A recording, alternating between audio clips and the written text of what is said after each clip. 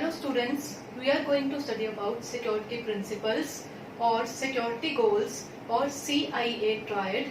अगर आपको क्रिप्टोग्राफी में क्वेश्चन आता है कि आप सिक्योरिटी प्रिंसिपल्स के बारे में बताओ या फिर सिक्योरिटी गोल्स के बारे में या फिर CIA ट्राइड के बारे में बताओ, तो इन तीनों का आंसर सेम है हमारे पास। तो ये हमारे पास क्या है? सो CIA ये हमारे पास है। C का यहाँ पे हमारे पास मतलब है कॉन्फिडेंशियलिटी, I का मतलब है इंटीग्रिटी एंड A का मतलब है अवेलेबिलिटी। तो ये हमारे पास उसकी शॉर्ट फॉर्म है CIA। तो हमारे पास हम देखते हैं सबसे पहले कॉन्फिडेंशियलिटी हमारे पास क्या होती है। सो कॉन्फिडेंशियलिटी मतलब प्रोटेक्ट इंफॉर्मेशन वैल्यू, मतलब कि कोई भी आपके पास आपका सीक्रेट मैसेज है और कोई भी आपका प्राइवेट मैसेज है जो आप सिर्फ अपना सेंडर टू रिसीवर सेंड करना चाहते हो, आप ये नहीं चाहते कि कोई अनऑथराइज्ड एक्सेस उसको हो, मतलब कि कोई भी अटैकर आके या फिर कोई बाहर का पर्सन आके आपका मैसेज पढ़े, आप ये बिल्कुल नहीं चाहते। तो उस केस में हमें क्या चाहिए होगा कि हमारी जो सी इन्फॉर्मेशन है और डेटा है वो सिक्योर रहे। ऑब्वियस सी बात है, जैसे सपोज करो कि आप अपने फ्रेंड को कोई मैसेज भेज रहे हो, तो आप हो गए सेंडर, आपका फ्रेंड हो गया रिसीवर। तो आप चाहते हो कि आप ये मैसेज और कोई रीड ना करे, मतलब आप दोनों के अलावा जो थर्ड पर्सन होगा वो अनऑथराइज पर्सन होगा। तो आप नहीं चाहते कोई भी अनऑथराइज पर्सन और अनऑथराइज सिस्टम भी हो सकता है ना हमारे पास, कि अगर कोई अटैक कर रहा है आपकी इन्फॉर्मेशन में, तो आप नहीं चाहते कि जिसको आप भेजना चाह रहे हो उसके अलावा कोई भी उस मैसेज को रीड करे और एक्सेस करे। तो इसको हम बोलते हैं कॉन्फिडेंशियलिटी, कि मतलब हमारी इंफॉर्मेशन वैल्यू को प्रोटेक्ट करना, जो हमारी इंफॉर्मेशन वो प्रोटेक्ट रहे, प्राइवेट इंफॉर्मेशन। तो यहाँ पे आप देख सकते हो, ये यहाँ पे लिखा है सिक्योरिटी, तो हमारे पास यहाँ पे CIA ट्राइड बना हुआ है, that is confidentiality, integrity and availability. तो ये हमारे पास सिक्योरिटी के प्रिंसिपल है एंड सिक्योरिटी को गोल्स हैं। तो हमारा फर्स्ट हमारे पास पॉइंट हो गया, दैट इज कॉन्फिडेंशियलिटी, मतलब कि हमारे पास इंफॉर्मेशन वैल्यू को प्रोटेक्ट करना। तो हमारे पास सिर्फ sender and receiver he information देख सके, कोई अनऑथराइज यूजर और सिस्टम उसको एक्सेस ना कर पाए।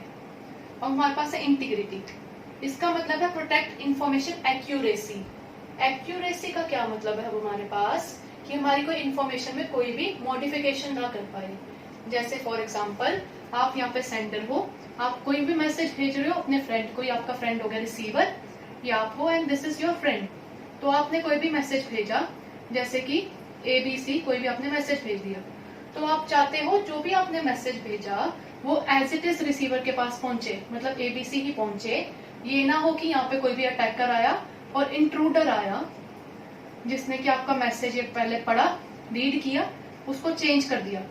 इंट्रूडर ने ABC को रीड किया, उसने XYZ चेंज कर दिया उसको चैनल में, और अब आपके फ्रेंड के पास क्या जा रहा है, XYZ जा रहा है, ये नहीं जा रहा ABC। तो ये आपके फ्रेंड को क्या लग रहा है, आपके फ्रेंड को लग रहा है आपने भेजा ही XYZ है, आपने ABC नहीं भेजा, क्योंकि बीच में इंट्रूडर ने आके आपका मैसेज चेंज कर दिया है। आपके फ्रेंड को नहीं पता कि आपने कुछ और मैसेज भेजा था, क्योंकि बीच में इंट्रूडर और यू कैन से अटैकर ने आके आपका मैसेज मॉडिफाई कर दिया है।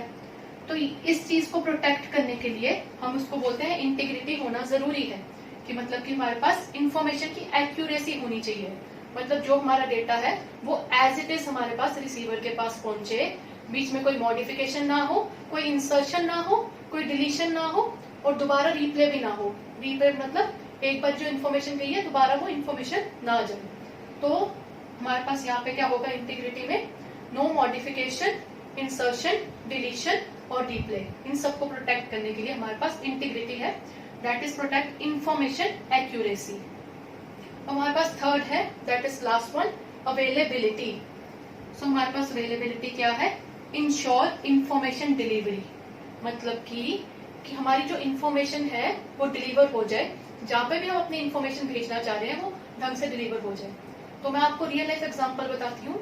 जैसे सपोज करो आपको ट्रेन की टिकट बुक करवानी है, तो आपने IRCTC इनकी वेबसाइट पे आप जाओगे ट्रेन की टिकट बुक कराने के लिए। तो आप सपोज करो आप वहां पे जा रहे हो और ये वेबसाइट खुल ही नहीं रही, वहां पे ना कोई मैसेज लिखा आ रहा है और वो खुल भी नहीं रही है, तो आप तो परेशान हो जाओगे कि यहाँ पे तो इन्फॉर्मेशन अवेलेबल ही नहीं है। तो इसको प्रोटेक्ट करने के लिए हम बोलते हैं कि अवेलेबिलिटी होनी चाहिए, मतलब कि इंश्योर होना चाहिए इंफॉर्मेशन डिलीवरी, कि मतलब इंफॉर्मेशन वहां पे प्रेजेंट है, आपको इन्फॉर्मेशन डिलीवर हो रही है। अब हो सकता है IRCTC ने वहां पे एक मैसेज डाल दिया हो, दिस इज मेंटेनेंस आर, कि please visit site after 24 hours और whatever, you can say 2 hours, मतलब जितना भी उनका टाइम है वो वहां पे उन्होंने अगर मेंशन कर दिया है, उस टाइम पे हम ये नहीं बोलेंगे हमारे पास अवेलेबिलिटी कॉम्प्रोमाइज हो रही है। उस टाइम पे कॉम्प्रोमाइज नहीं हो रही, क्योंकि उन्होंने हमें पहले से ही इन्फॉर्म कर दिया है कि उनकी वेबसाइट मेंटेनेंस के लिए गई हुई है। अवेलेबिलिटी तब हमारी कॉम्प्रोमाइज होती है जब हमें पता ही नहीं होता और वो चीज चल भी नहीं रही होती। जैसे मैंने पहले बताया कि IRCTC की आपने वेबसाइट खोली और उसमें आपको इन्फॉर्मेशन दिख ही नहीं रही और ना ही कोई मैसेज है उसमें, तो उस केस में हम बोलेंगे कि हमारे पास अवेलेबिलिटी कॉम्प्रोमाइज हो रही है। जब भी हमें कोई इन्फॉर्मेशन चाहिए, जिस भी टाइम पे चाहिए, उस टाइम पे वो इन्फॉर्मेशन उस सोर्स में प्रेजेंट होनी चाहिए। जैसे कि हमें वेबसाइट पे उस टाइम पे इन्फॉर्मेशन चाहिए थी, तो उस टाइम पे वो इन्फॉर्मेशन प्रेजेंट होनी चाहिए। तो इसको हम बोलते हैं इंश्योर इंफॉर्मेशन डिलीवरी। तो ये हमारे पास हो गए CIA ट्रायड्स। हमारे पास कौन से हो गए? Confidentiality, integrity and availability. And इनको हम सिक्योरिटी प्रिंसिपल्स और सिक्योरिटी गोल्स भी बोलते हैं। Thank you.